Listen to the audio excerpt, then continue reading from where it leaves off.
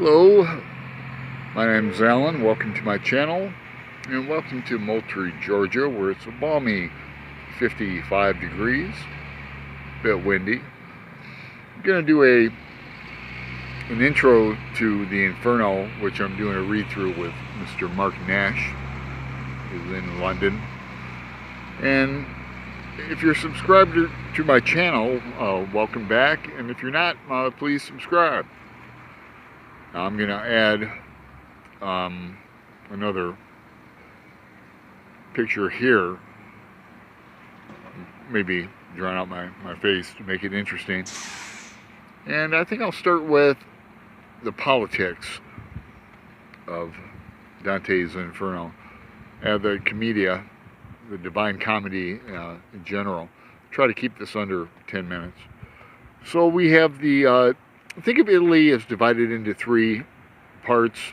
The top being Florence, the middle being Rome, the bottom being Sicily, and that. So in the middle is the Pope and that. And the bottom, this is during the Middle Ages. The bottom being more political. Now, I think I'm going to get back to that. Let me start from the beginning.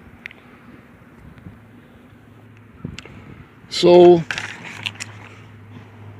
yeah, around 1215, the story goes, a man was he snubbed a woman at marriage at the altar. I'll get to his name sometime. He was killed in a feud, and that started this strife, this war between the Guelphs and the Ghibellines, they're called. Now, the Guelphs were with the Pope, and here's that illustration I mentioned before. You can look at it like that. Like, this is Italy, and the boot and that, where Florence is on top. The Pope is in, like, Rome, of course, and those that were with the Emperor were in, like, Siena, and that, the bottom part. So the Guelphs were with the Pope, and Florence is on top up there. They were going with the Pope, and the Ghibellines were with the Emperor, supporting them. So there was strife between that, and not only that, the Ghibellines, they in Florence, they divided into the blacks and the whites. Now, Dante was with the white party, and the Guelphs took over Florence around his time, when he was around 35 and writing the Commedia. Remember, the Inferno begins with, I don't know the first line by heart, unfortunately. We're using John Karate's edition. It begins with the line, oh my God, I'm sorry. All these notes, please bear with me.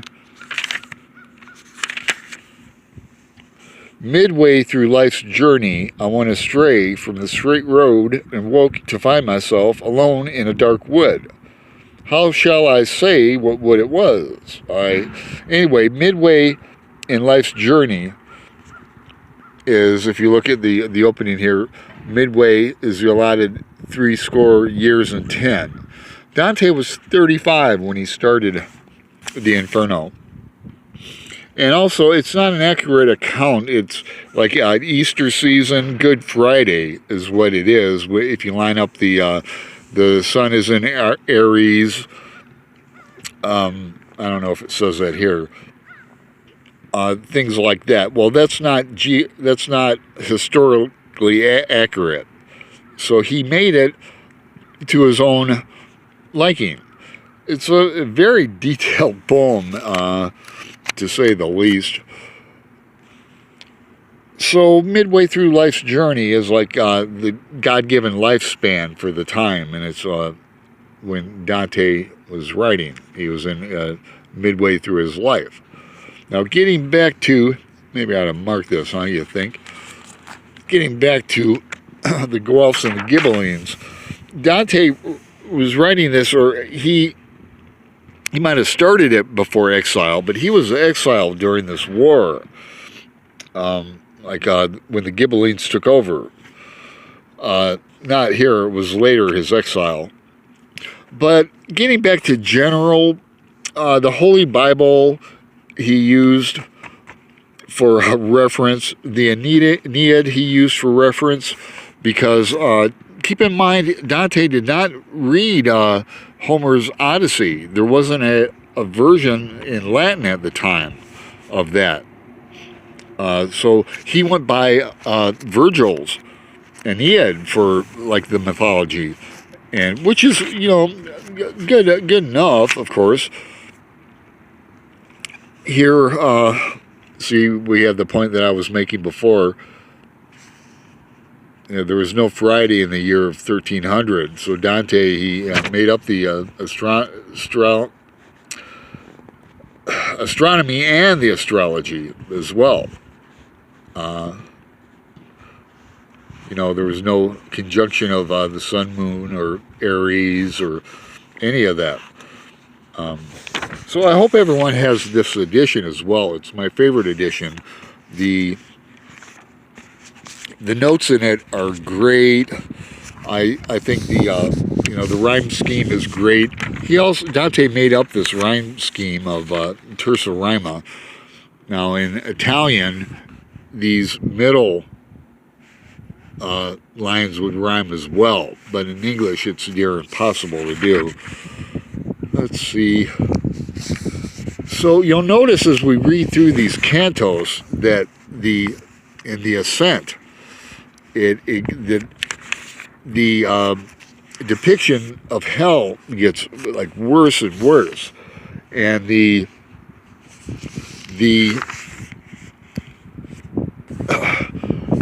punishments get worse and worse. And I'll get into this in the next video. Canto 3 is where the famous line is, abandon all hope who enter here.